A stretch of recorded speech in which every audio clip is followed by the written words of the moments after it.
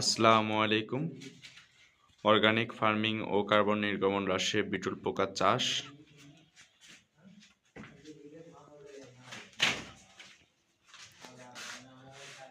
আজ 13ই জানুয়ারি 2026 তারিখ। এখন সময় 1:12। আমাদের বিটল পোকা রুমের তাপমাত্রা 27.5 ডিগ্রি সেলসিয়াস এবং আর্দ্রতা 61%। আমাদের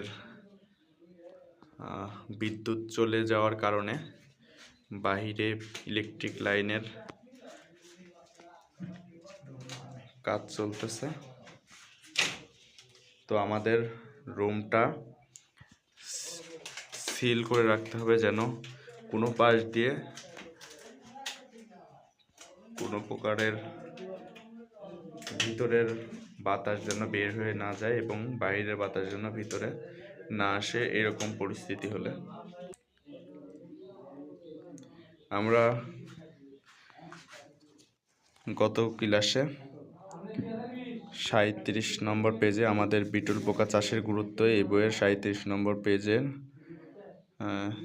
আলোচনা করেছিলাম। আজকে আমাদের আলোচনার বিষয় 37 নম্বর পেজেরই ইউনিভার্সিটি অফ কুইন্সল্যান্ডের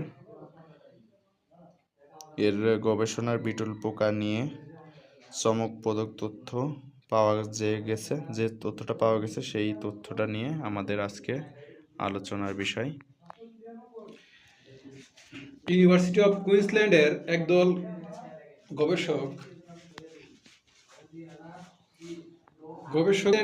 গবেষকগণ বিটল পোকা নিয়ে অতি সম্প্রতি গবেষণা শুরু করেছেন।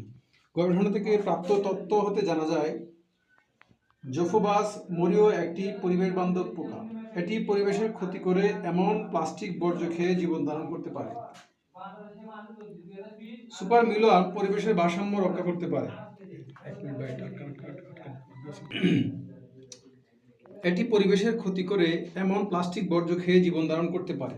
সুপার মিলওয়ার্ম পরিবেশের ভারসাম্য রক্ষা করতে পারে। বাংলাদেশ ঘনবসতিপূর্ণ একটি দেশ। এদেশে প্রচুর প্লাস্টিক বর্জ্য তৈরি হয়। এক গবেষণার একটি অংশ হিসেবে প্লাস্টিক বর্জ্য ফেলা হয় এমন জায়গায় এই পোকা চাষ করা যেতে পারে এবং তা থেকে ধারণা নিয়ে বড় পরিসরে গবেষণা কার্যক্রম পরিচালনা করা যেতে পারে।